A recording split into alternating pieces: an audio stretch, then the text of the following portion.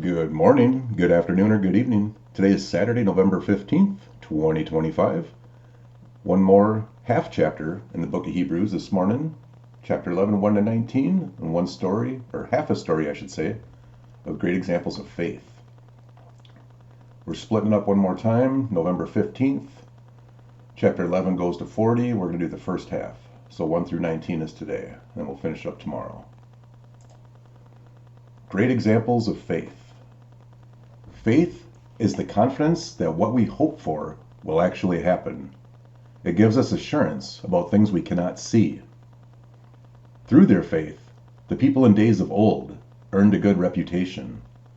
By faith, we understand that the entire universe was formed at God's command, that what we now see did not come from anything that can be seen.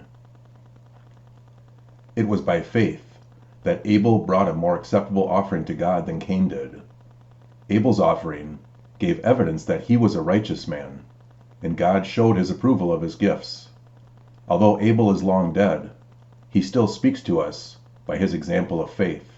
It was by faith that Enoch was taken up to heaven without dying. He disappeared because God took him. For before he was taken up, he was known as a person who pleased God. That is why the book of Enoch is absolutely incredible, because for many things that I won't get into right now, but it's incredible if you feel the call. And it is impossible to please God without faith. Anyone who wants to come to him must believe that God exists and that he rewards those who sincerely seek him. It was by faith that Noah built a large boat to save his family from the flood.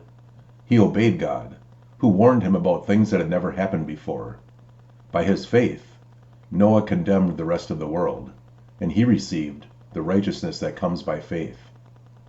It was by faith that Abraham obeyed when God called him to leave home and to go to another land that God would give him as his inheritance.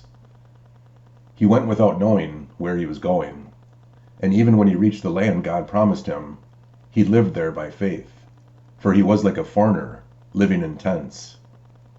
And so did Isaac and Jacob, who inherited the same promise. Abraham was confidently looking forward to a city with eternal foundations, a city designed and built by God.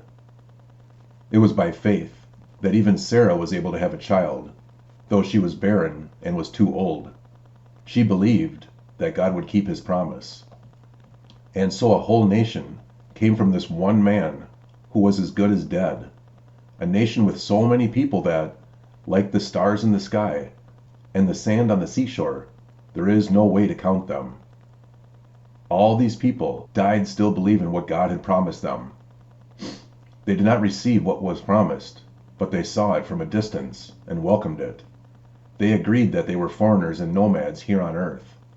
Obviously, people who say such things are looking forward to a country they can call their own. If they had longed for a country they came from, they could have gone back. But they were looking for a better place, a heavenly homeland. That is why God is not ashamed to be called their God, for he has prepared a city for them. It was by faith that Abraham offered Isaac as a sacrifice when God was testing him. Abraham, who had received God's promises, was ready to sacrifice his only son, Isaac, even though God had told him, "Isaac is the son through whom your descendants will be counted." Abraham reasoned that if Isaac died, God was able to bring him back to life again, and in a sense, Abraham did receive his son back from the dead.